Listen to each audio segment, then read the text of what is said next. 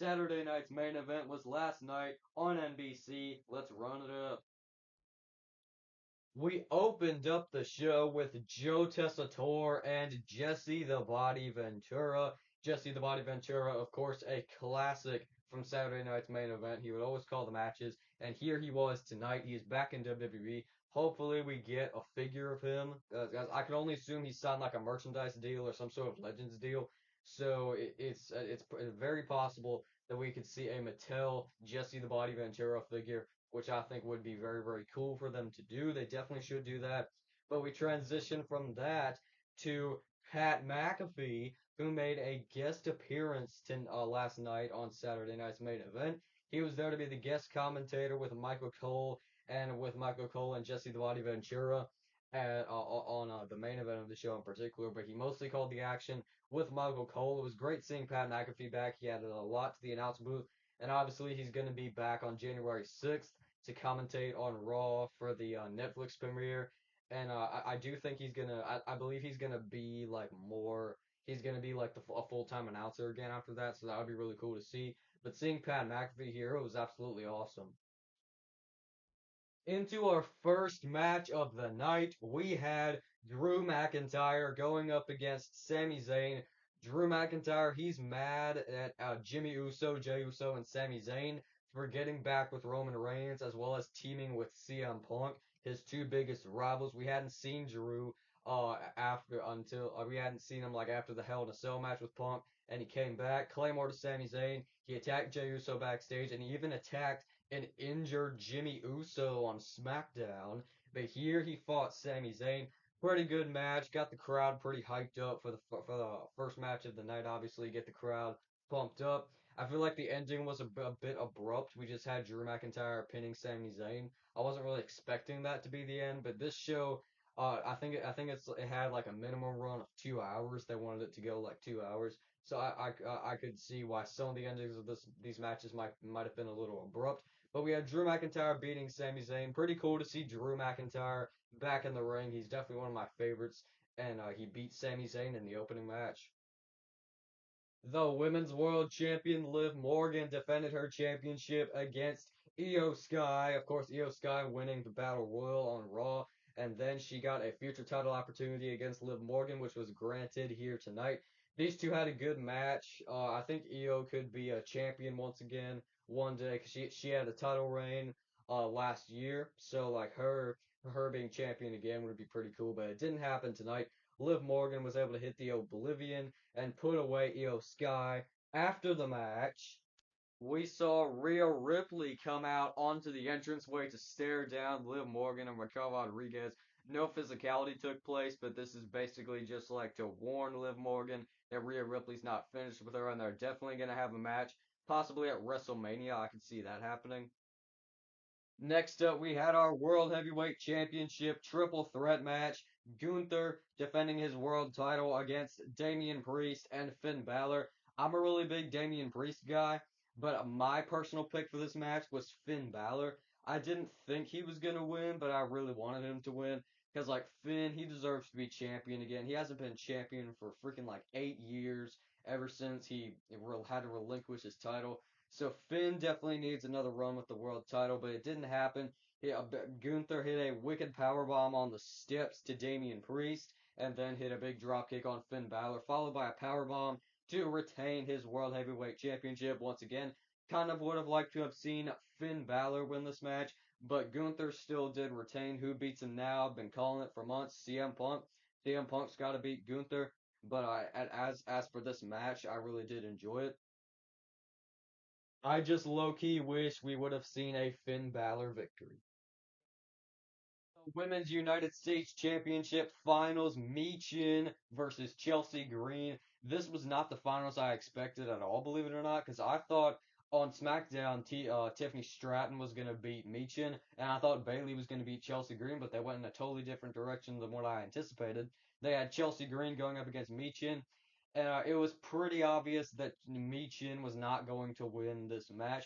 I mean, she's good, but I just feel like Chelsea Green was the right pick, and she's the pick that everybody thought was going to win, obviously.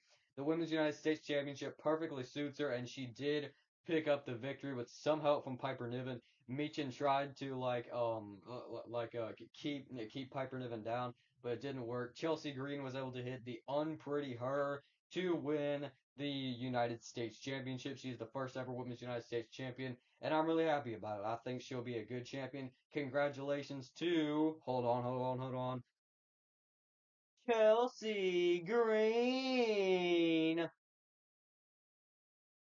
Our Saturday night's main event was Cody Rhodes defending his WWE Undisputed Championship against Kevin Owens. I was expecting a tad bit more from this match, not gonna lie. I think the time constraints was a big thing why I found it a little underwhelming, but it was still pretty good, no doubt about it. We saw Kevin Owens drop Cody Rhodes on the announce table, and Cody Rhodes responded to this with an RKO on the table. So two sort of tributes to Randy Orton here, even though Kevin Owens is obviously Randy Orton's rival, so it's not really considered much of a tribute. But back into the ring, we saw a referee get knocked down by, I believe it was a clothesline, and then Kevin Owens hit his stunner. He had the match won. He literally beat Cody Rhodes, so that's probably gonna do something with a rematch, especially after what we saw after. More on that later. But we saw Kevin Owens hit the stunner and pretty much beat Cody Rhodes, but no referee was in the ring. A referee came in, Cody Rhodes kicked out. Then we saw Cody go for a disaster kick, but he took out he took out the other referee, which was pretty insane. And then we saw Kevin Owens try to get a steel chair. He was going to pull the trigger this time, but Cody Rhodes countered. He had a crossroads on the chair, face first. Went Kevin Owens. One, two, three. Another referee was in the ring. Cody Rhodes is still your undisputed WWE champion. After the match, this particular part was not televised. This was after the show went off the air. But Cody Rhodes got on the microphone. He was about to say some things like Long Island. He addressed the crowd, of course, in Long Island. And then Kevin Owens jumped him from behind. I saw this was on a YouTube video that WWE posted, by the way. If you haven't seen it, check it out. But Kevin Owens hit a package pile driver on Cody Rhodes. You know who hits package pile drivers? Kevin Steen, independent, in literally like independent circuit. Kevin Owens like this. Kevin Owens is just so awesome to me. Like he's bringing back all the band moves. He's hitting pile drivers. He's in regular pile drivers. He's hitting package pile drivers. Only a matter of time till we see the Steenalizer. If you've never heard of that move, it's deadly. But Kevin Steen is back. I don't think they're going to change his name. I'm not confident in that whatsoever. But Kevin Owens, he is absolutely vicious. Dropped Cody Rhodes right on his head. What happened after all that was crazy. So Kevin Owens picked up the championship, which I forgot to mention. That was actually the Winged Eagle Championship. So the belt that I have in the ring, that is inaccurate. But Kevin Owens grabbed the championship and he was about to just leave with it. He was about to just steal the title like Dean Ambrose did to Seth Rollins back in 2015. But no, Triple H comes onto the ramp and he like pushed Kevin Owens. This is the first like level of physicality Triple H has gotten into ever since he like retired basically and then became like the chief content officer. That was absolutely insane just seeing Triple H finally engage in some physicality. Man, I wish this could lead to a match between Kevin Owens and Triple H. It's a shame that's not going to because Triple H he can't wrestle. He has a pacemaker unfortunately. But even if he was able to wrestle, I doubt that he would book himself. I don't know. I don't feel like Triple H is really a guy that would book himself to wrestle, not like Vince McMahon or anything.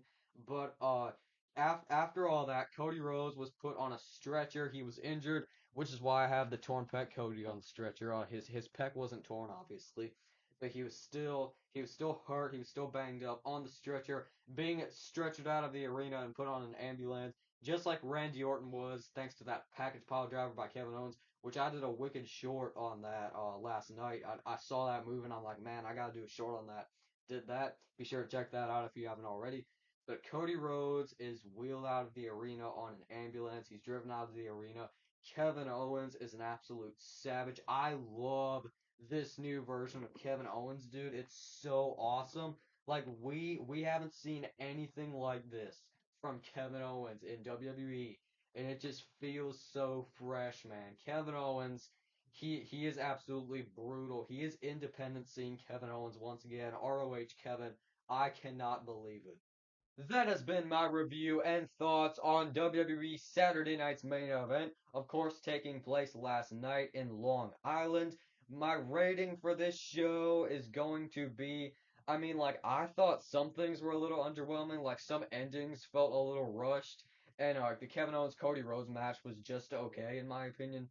But, I'm probably gonna give it 7.5 out of 10, 7.5 out of 10 is going to be my final rating for Saturday night's main event.